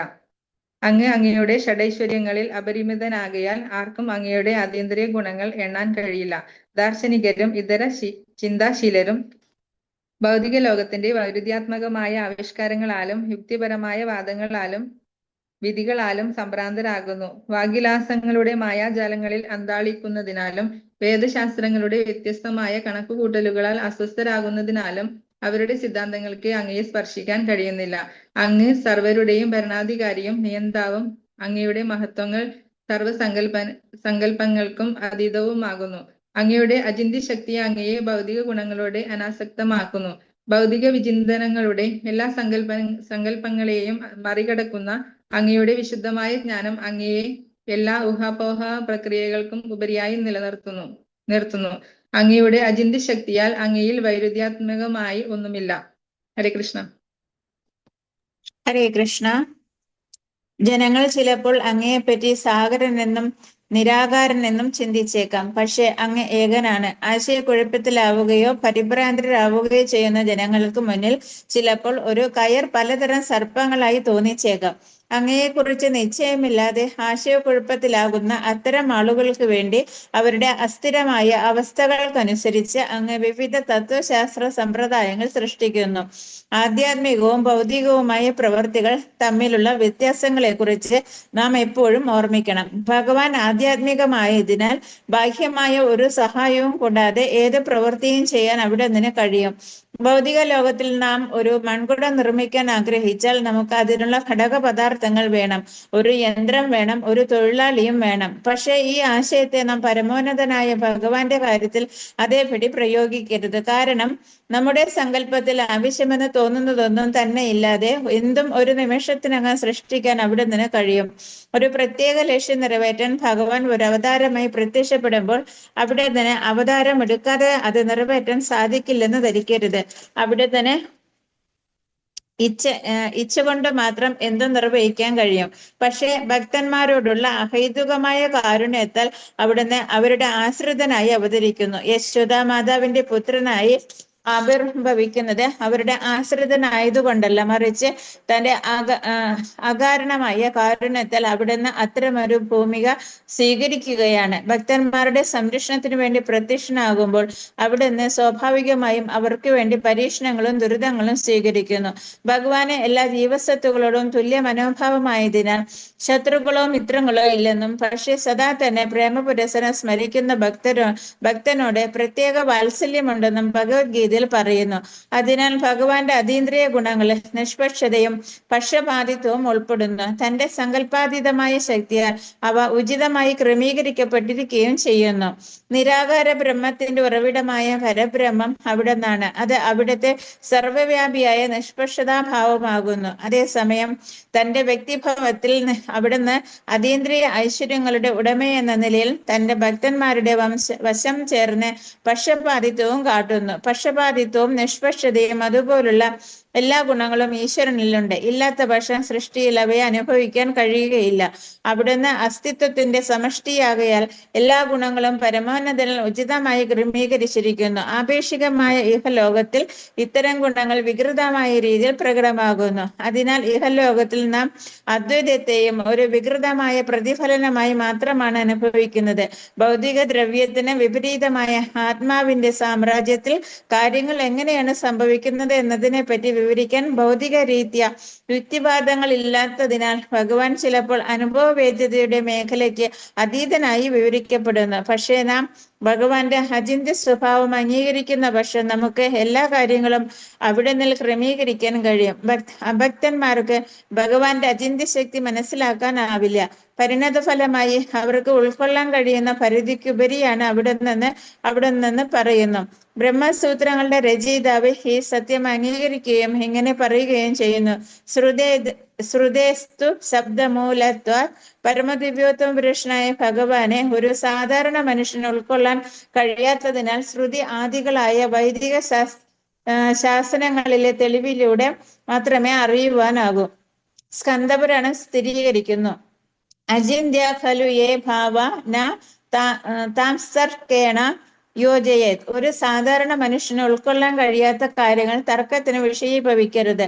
രത്നങ്ങൾ, ഔഷധികൾ തുടങ്ങിയ ഭൗതിക വസ്തുക്കളിൽ പോലും നാം അത്തരം വിസ്മയകരങ്ങളായ ഗുണങ്ങൾ കാണുന്നു. തീർച്ചയായും അവയുടെ ഗുണങ്ങൾ പലപ്പോഴും ഉൾക്കൊള്ളാൻ കഴിയാത്തവയായി തോന്നിപ്പിക്കും. അതുകൊണ്ട് നാം ഭഗവാനിലെ അചിന്ത്യ ശക്തികൾ അംഗീകരിക്കാത്ത പക്ഷം നമുക്ക് അവിടുത്തെ പരമാധികാരം സ്ഥാപിക്കാൻ കഴിയില്ല. ഈ സങ്കല്പാതീതമായ ശക്തികൾ മൂലമാണ് ഭഗവാന്റെ മഹിമകളെ സദാ മനസ്സിലാക്കാൻ പ്രയാസമുള്ളതായി സമ്മതിച്ചിരിക്കുന്നത്. ഹരേ കൃഷ്ണ. ശ്രീല പ്രഭുപാദ് കി ജയ്. അജ്ഞാനവും ഹരേ കൃഷ്ണ. വാക്കുകളുടെ പ്രസക്തും മനുഷ്യ സമൂഹത്തിൽ വളരെ സാധാരണമാണ്. പക്ഷെ അവ ഒരുവനെ പരമപ്രഭുവിന്റെ സങ്കല്പാതീതമായ ശക്തികൾ മനസ്സിലാക്കാൻ സഹായിക്കുകയില്ല. നാം അത്തരം അജ്ഞതയുടെയും വാക്കുകളുടെ മായാജാലത്തിന്റെയും മാർഗം സ്വീകരിച്ചാൽ നമുക്ക് ഭഗവാന്റെ 6 ഐശ്വര്യങ്ങളിലുള്ള പരിപൂർണത അംഗീകരിക്കാൻ കഴിയാതെ വരും. ഉദാഹരണമായി, പൂർണ്ണജ്ഞാനം എന്നത് ഭഗവാന്റെ ഒരു ഐശ്വര്യമാണ്. അപ്പോൾ പിന്നെ അവിടുന്ന് എങ്ങനെ ജ്ഞാനം ഉണ്ടാകും? ഭഗവാൻ വിശ്വാവിഷ്കാരത്തെ പരിപാലിക്കുന്നതും അതേസമയം അത്തരം പാലന കാര്യങ്ങളിൽ നിസ്സംഗഭാവം പുലർത്തുന്നതും അവിടുത്തെ സങ്കല്പാതീതമായ ശക്തികൾ മൂലം പരസ്പര വിരുദ്ധമാവുകയില്ലെന്ന് വേദനിർദ്ദേശങ്ങളും യുക്തിയുക്തമായ തർക്കങ്ങളും സ്ഥാപിക്കുന്നു. എപ്പോഴും സർപ്പങ്ങളെ കുറിച്ചുള്ള ഭയത്തിൽ കഴിയുന്നവന് ഒരു കയർ സദാ സർപ്പമായി തോന്നുന്നത് പോലെ ത്രിഗുണങ്ങളാൽ വിഭ്രാന്തനാക്കപ്പെടുകയും പരമസത്യജ്ഞാനമില്ലാതിരിക്കുകയും ചെയ്യുന്ന ഒരു വ്യക്തിക്ക് പരമദിവ്യോത്തമ പുരുഷനായ ഭഗവാൻ ഭിന്നവും വിഭ്രാന്തവുമായ നിഗമനങ്ങളെ കുറിച്ച് വേദ്യനാകുന്നു. പരമസത്യം സർവജ്ഞനും, അതായത് ബ്രഹ്മം, ഷഡൈശ്വര്യപൂർണനും ഭഗവാൻ രണ്ടുമാണെന്ന് അവിടുന്ന് ദ്വന്ദ്വത്താൽ ബാധിക്കപ്പെടുമെന്ന് ആരെങ്കിലും വാദിച്ചേക്കാം. അത്തരമൊരു വാദത്തെ നിഷേധിക്കാൻ സ്വരൂപദ്വയം ഈക്ഷന്തേ എന്ന സൂത്രം ഭഗവാൻ അനേകം ആവിർഭാവങ്ങൾ സ്വീകരിച്ചാലും അവിടുന്ന് ദ്വന്ദ്വഭാവം ഉണ്ടാകാൻ യാതൊരു സാധ്യതയുമില്ലെന്ന് പ്രഖ്യാപിക്കുന്നു. നിരപേക്ഷ ഭഗവാൻ അവിടുത്തെ വിവിധ ശക്തി വിശേഷങ്ങളാൽ വിവിധ ലീലകൾ പ്രദർശിപ്പിക്കുന്നുവെന്ന് നാം മനസ്സിലാക്കിയാൽ അവിടുത്തെ വിപരീതങ്ങളായ ശക്തിവിശേഷങ്ങളിൽ നമുക്ക് തോന്നുന്ന വൈരുദ്ധ്യം ഉടനെ ഇല്ലാതാകും. ഭഗവാന്റെ അചിന്ത്യ ശക്തിയെക്കുറിച്ച് ശ്രീമദ് ഭാഗവതം 3.4.16 നൽകുന്ന വിവരണം നോക്കാം. കർമാണി അനീഹസ്യ ഭവോ അപവസ്യതേ ദുർഗാശ്രയോ അതാരി ഭയാത് പാലായനം കലാത്മനോ യത് പ്രമദ യുധാശ്രയഃ സ്വാത്മൻ രതേ ഖിദതി ഇഹ. അവിടുന്ന് നിന്ന് ഒന്നും ചെയ്യേണ്ടതില്ലെന്നും അവിടുന്ന് പ്രവർത്തിക്കുന്നു, അവിടുന്ന് അജനാണെന്നും ജന്മമെടുക്കുന്നു എല്ലാവർക്കും അവിടുന്ന് അജനാണെങ്കിലും ജന്മമെടുക്കുന്നു, എല്ലാവർക്കും ഭയമുളവാക്കുന്ന കാലമാണെങ്കിലും അവിടുന്ന് തന്റെ ശത്രുവിനെ ഭയന്ന് ഒരു കോട്ടയിൽ അഭയം പ്രാപിക്കാൻ മധുരയിൽ നിന്ന് ഒളിച്ചോടുന്നു. സ്വയം പര്യാപ്തനെങ്കിലും അവിടുന്ന് 16,000 സ്ത്രീകളെ വിവാഹം ചെയ്യുന്നു. ഇവയെല്ലാം വിവേകികളെ പോലും വിഭ്രമിപ്പിക്കുന്ന വൈരുദ്ധ്യങ്ങളായി തോന്നുന്നു. ഭഗവാന്റെ ഈ പ്രവർത്തികൾ യാഥാർത്ഥ്യമായിരുന്നില്ലെങ്കിൽ മുനിമാരെ അവ പരിഭ്രാന്തരാക്കുമായിരുന്നില്ല. അതിനാൽ ഇത്തരം പ്രവർത്തികളെ ഒരിക്കലും സാങ്കല്പികമായി കരുതരുത്.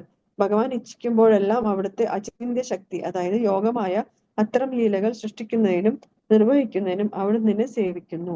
ഹരേ കൃഷ്ണ. ശ്രീല പ്രഭുപാദ് കി ജയ്.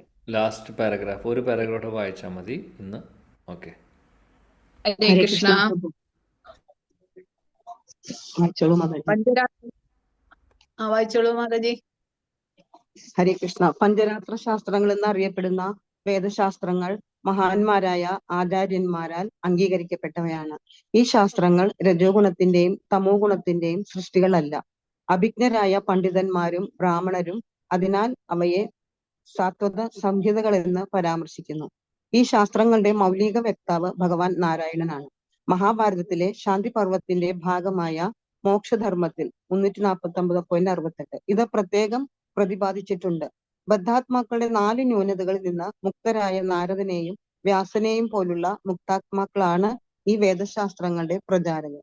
ശ്രീ നാരദ മുനിയാണ് പഞ്ചരാത്രത്തിന്റെ മൂലവക്താവ്. ശ്രീമദ് ഭാഗവതവും ഒരു സാത്വത സംഹിതയായി പരിഗണിക്കപ്പെടുന്നു.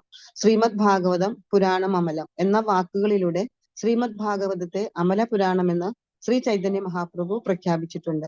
പഞ്ചരാത്രങ്ങളെ ദുർവ്യാഖ്യാനം ചെയ്ത് പഞ്ചരാത്ര വിധികളെ നിഷേധിക്കുന്ന വിദ്വേഷികളായ വ്യാഖ്യാതാക്കളും പണ്ഡിതന്മാരും നിന്ദനീയരാണ്.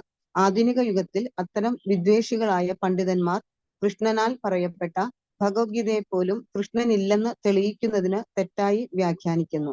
മായാവാദികൾ പഞ്ചരാത്രിക വിധിയെ തെറ്റായി പ്രതിപാദിക്കുന്നത് എങ്ങനെയെന്ന് താഴെ കൊടുക്കുന്നു. ഹരേ കൃഷ്ണ. അത്രയും മതിയല്ലോ പ്രഭുജി? അത്രയും മതി. ബാക്കി നമുക്ക് അടുത്ത ക്ലാസ്സിൽ നോക്കാം. പിന്നെ ഇതിൻ്റെ ഒരു എസെൻസ്, ഈ ശ്ലോകത്തിൻ്റെ എസെൻസ്, ഈ ഒരു പർപ്പോട്ടിൻ്റെ എസെൻസ് നമുക്ക് ഡിസ്കസ് ചെയ്യാം. ബിക്കോസ് ഓരോ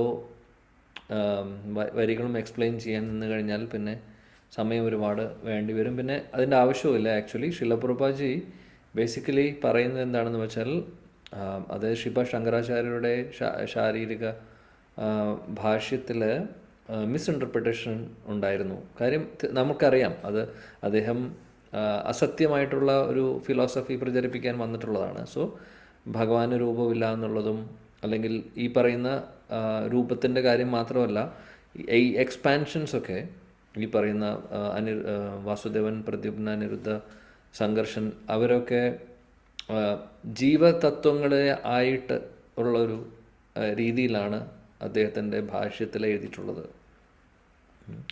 ഭഗവാന്റെ എക്സ്പാൻഷൻസ് ആണ്, അവതാരങ്ങളാണ് എന്നുള്ളത് അംഗീകരിക്കുന്നില്ല. അപ്പോൾ അത് ആക്ച്വലി തെറ്റാണ്. ബിക്കോസ് നമ്മളതാണ് ശില പ്രഭുപാദ് ബേസിക്കലി പറയുന്നത്. ഭഗവാൻ എങ്ങനെ വേണമെങ്കിൽ രൂപങ്ങളെടുക്കാം, എത്ര വേണമെങ്കിലും വിസ്തരണങ്ങൾ അദ്ദേഹത്തിന് എടുക്കാൻ സാധിക്കും. പക്ഷേ അദ്ദേഹത്തിൻ്റെ ഓരോ വിസ്തരണങ്ങളും ഓരോ എക്സ്പാൻഷൻസിനെയും ഓരോ അവതാരങ്ങളെയും ജീവതത്വമായിട്ട് കാണരുത്. അത് ഭഗവാന്റെ തത്വങ്ങൾ, ഭഗവാൻ തന്നെയാണ്, വിഷ്ണു തത്വം തന്നെയാണ് എന്നുള്ളതാണ് ആക്ച്വൽ അണ്ടർസ്റ്റാൻഡിങ്. നേരെ മറിച്ച് ശിവശങ്കരാചാര്യരുടെ കമൻട്രീസിൽ പലപ്പോഴും അതിനെ മിസ്ഇൻ്റർപ്രിറ്റേറ്റ് ചെയ്ത് ഭഗവാൻ പരമദൈവത്വം പുരുഷൻ എന്ന് പറയുന്നു. അതിനുശേഷം രൂപത്തിൻ്റെ കാര്യം മാറ്റിവെച്ചാൽ അദ്ദേഹത്തിൻ്റെ ഷഡൈശ്വര്യങ്ങളെക്കുറിച്ചും മറ്റുള്ള കാര്യങ്ങളും പറയുമ്പോൾ താഴെയുള്ള എക്സ്പാൻഷൻസൊക്കെ ജീവതത്വം പോലെയാണ് എന്നുള്ള രീതിയിലാണ് എക്സ്പ്ലനേഷൻ വരുന്നത്. സോ അതിനെ ഖണ്ഡിക്കുകയാണ് ചെയ്യുന്നത്. ആക്ച്വലി അങ്ങനെയല്ല എന്നുള്ളത്. ജീവതത്വം വേറെ, ഭഗവാൻ വേറെ, രണ്ടും വ്യത്യാസമുണ്ട്. കാര്യം ശങ്കരാചാര്യരുടെ കൺക്ലൂഷൻ പറയുന്നത് അങ്ങനെയാണ്. അങ്ങനെ അദ്ദേഹം വാസുദേവൻ, സംഘർഷൻ, അനിരുദ്ധം, പ്രദ്യുമ്ന എന്നൊക്കെ പറയുന്ന ഭഗവാന്റെ എക്സ്പാൻഷൻസിനെ നമ്മളും തമ്മിൽ വ്യത്യാസമില്ല എന്നുള്ള രീതിയിലേക്ക് വന്നു കഴിഞ്ഞാൽ ജീവാത്മാവ് പോലെ തന്നെയാണ് എന്നുള്ള രീതിയിലൊക്കെ വന്നു കഴിഞ്ഞാൽ നമ്മളും ഭഗവാനാണ് എന്നുള്ളൊരു കൺസെപ്റ്റിലേക്കാണ് വരുന്നത് ആക്ച്വലി. പക്ഷേ അത് ശരിയായിട്ടുള്ള ഒരു റോങ് ആയിട്ടുള്ളൊരു അണ്ടർസ്റ്റാൻഡിങ് ആണ്. സോ അതിനെ പ്രോപ്പറായിട്ട് എക്സ്പ്ലെയിൻ ചെയ്യുന്നു വൈഷ്ണവ ആചാര്യന്മാർ. എങ്ങനെയാണ്, എന്താണ് ആക്ച്വലി ശാസ്ത്രങ്ങളിൽ പറയുന്നത്, എന്താണ് വേദാന്ത സൂത്രത്തിൽ ആക്ച്വലി വ്യാസദേവൻ ഉദ്ദേശിച്ചിട്ടുള്ളത്. വ്യാസദേവൻ ഉദ്ദേശിച്ചിട്ടുള്ളതായിരിക്കുമല്ലോ സത്യം. വ്യാസദേവൻ ഭഗവാന്റെ അവതാരം കൂടിയാണ് അദ്ദേഹം എഴുതിയിട്ടുള്ളത് സത്യമായിട്ടുള്ള കാര്യമാണ്. പക്ഷേ ആ ഒരു കാര്യത്തെ വേറെ രീതിയിൽ വ്യാഖ്യാനിക്കുകയാണെങ്കിൽ മീനിങ് മാറുന്നു അല്ലേ. അപ്പോൾ അതിനെ ശരിയായിട്ടുള്ള രീതിയിലുള്ള എക്സ്പ്ലനേഷനാണ് വൈഷ്ണവാചാര്യന്മാർ ചെയ്യുന്നത്. അപ്പോൾ ശീല പ്രഭുപാദി ഇവിടെ നമുക്ക് ഇത്രയും ഡീറ്റെയിൽ ആയിട്ട് 10 പേജോളം ഉണ്ട് എക്സ്പ്ലെയിൻ ചെയ്യുന്നത് വേറെ ഒന്നിനുമല്ല, പ്രോപ്പറായിട്ടുള്ള ഒരു അണ്ടർസ്റ്റാൻഡിങ് ഉണ്ടാകാൻ വേണ്ടിയിട്ട്. ഒരു കാരണവശാലും നമുക്ക് തോന്നാൻ പാടില്ല ഭഗവാന് രൂപമില്ല എന്നുള്ളതോ, അല്ലെങ്കിൽ നമ്മളും ഭഗവാനും നമ്മൾ ഒന്നാണെന്നുള്ളതോ, മരിച്ചു കഴിഞ്ഞാൽ നമ്മളും അല്ലെങ്കിൽ ഒരു ദിവസം നമുക്കും ഭഗവാനാവാൻ പറ്റും, നമുക്കും ദൈവമാവാൻ പറ്റും എന്നുള്ളൊരു ധാരണ നമ്മളിലും ഉണ്ടെങ്കിൽ അതിനെ അതിനെ നശിപ്പിക്കുകയാണ് ചെയ്യുന്നത് ശീല പ്രഭുപാദി. കാര്യം ഒരിക്കലും അത് ചിന്തിക്കുന്നതേ അപരാധമാണ്. നമ്മളും ഭഗവാനും ഒരിക്കലും ഈക്വൽ ആവില്ല. അദ്ദേഹം പരമദിവ്യോത്തമ പുരുഷൻ, നമ്മൾ അദ്ദേഹത്തിൻ്റെ അംശങ്ങൾ മാത്രമാണ്. അദ്ദേഹം യജമാനൻ, നമ്മൾ സേവകൻ. ആ ഒരു റോളാണ് നമുക്കുള്ളത്. ഇത് വിട്ട് ഉള്ള കാര്യങ്ങൾ പറയുന്നത് രണ്ടും ഈക്വലാണ് എന്നുള്ളൊരു കൺസെപ്റ്റിലേക്ക് വരുന്നത് വലിയൊരു അപരാധമാണ്. അപ്പോൾ ആ ഒരു അപരാധത്തിലേക്ക് ഒരിക്കലും നമ്മൾ വരാതിരിക്കാൻ വേണ്ടിയിട്ടാണ് ഇത്രയും ഡീറ്റെയിൽ ആയിട്ട് സമയം കൊടുത്ത് ഒരുപാട് ശാസ്ത്രങ്ങളിൽ നിന്നുള്ള റെഫറൻസും എടുത്തുകൊണ്ട് ഇത്രയും ഡീറ്റെയിൽ ആയിട്ട് എക്സ്പ്ലെയിൻ ചെയ്യുന്നത് നമ്മുടെ ആചാര്യന്മാർ. സോ അവരുടെ മഹാകാരുണ്യത്തെക്കുറിച്ച് നമ്മൾ ഓർക്കണം. നമ്മളെ ഒരു കാരണവശാലും തെറ്റായിട്ടുള്ള വഴിയിലൂടെ സഞ്ചരിപ്പിക്കാതിരിക്കാൻ വേണ്ടിയിട്ട്, അവരെ സഹായിക്കാൻ വേണ്ടിയിട്ടാണ് ഇത്രയും എഫേർട്ട് എടുക്കുന്നത്. സോ അതുകൊണ്ട് നമ്മൾ തീർച്ചയായിട്ടും റെസ്പെക്റ്റ് ചെയ്യുക. അവർ സമയമെടുത്ത് എക്സ്പ്ലെയിൻ ചെയ്യാൻ ശ്രമിക്കുന്നു. ഇൻ കൺക്ലൂഷനിൽ ഇതാണ് ഉദ്ദേശിക്കുന്നത്. നമ്മളാരും ഭഗവാനല്ല, നമ്മൾ ജീവതത്വമാണ്, അതങ്ങനെ തന്നെ.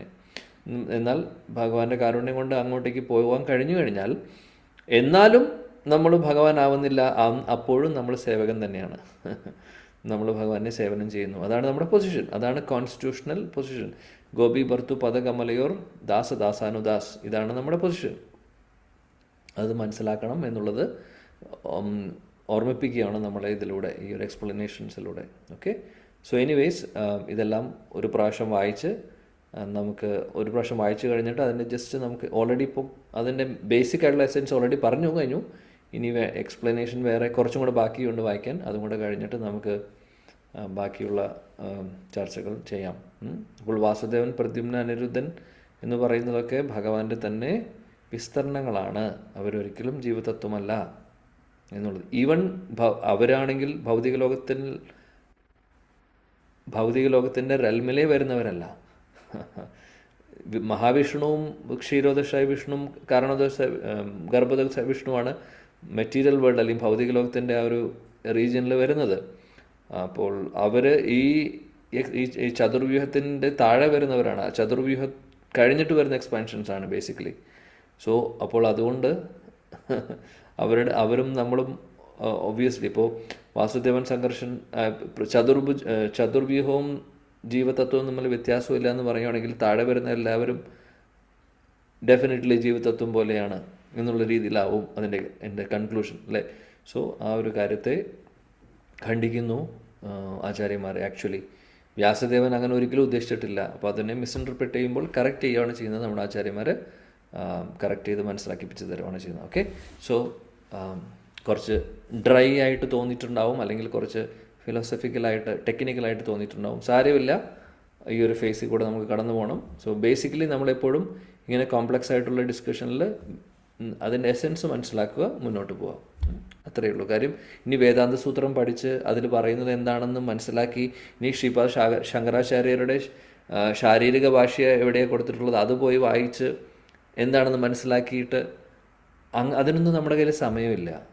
അതുകൊണ്ട് നമ്മുടെ ആചാര്യന്മാർ പറയുന്ന കൺക്ലൂഷൻ എന്താണോ ആ കൺക്ലൂഷൻ മനസ്സിലാക്കുക, മുന്നോട്ട് പോവുക. ഇല്ലെങ്കിൽ നമ്മൾ ഇതിൻ്റെ പുറകെ നടന്ന് വീണ്ടും ഒരു ജന്മം എടുക്കേണ്ടി വരും. ഈ ഒരു ജന്മത്തിലെ ഈ പറയുന്ന വേദങ്ങൾ വായിക്കാനോ വേദാന്തസൂത്രം വായിച്ച് മനസ്സിലാക്കാനോ നമ്മളെ കൊണ്ട് സാധിക്കില്ല. ഒരു ജന്മമൊന്നും പോരാ. അപ്പോൾ ആ ഒരു അവിടേക്ക് പോകേണ്ട ആവശ്യമില്ല. നമുക്ക് സിമ്പിളായിട്ടുള്ള പ്രോസസ്സ് പറഞ്ഞു തന്നിട്ടുണ്ട്.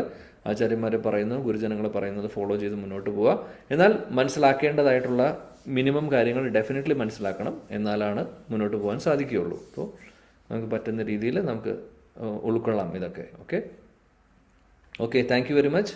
എന്തായാലും സമയവുമായി. ശ്രീ ചൈതന്യ ചരിതാമൃത की जय, श्रील कृष्णदास कविराज गोस्वामी की जय, जगद्गुरु श्रील प्रभुपाद की जय. ताई Gaur Premanand. Thank you. Hare Krishna. Thank you very much. Hari ബോൾ. ഹരേ കൃഷ്ണ പ്രഭു. സംശയം ചോദിക്കാൻ സമയമുണ്ടോ പ്രഭു? സംശയം അടുത്ത ക്ലാസ്സിൽ ചോദിച്ചാൽ മതിയെങ്കിൽ ഓക്കെ. ബിക്കോസ് ഞാനിപ്പോൾ ഒരു സ്ഥലത്തേക്ക് പോകാനും കൂടെ നിൽക്കുകയാണ്. താങ്ക് യു പ്രഭു. ഹരേ കൃഷ്ണ. ഹരേ കൃഷ്ണ. അടുത്ത class. Thank you. Hare Krishna.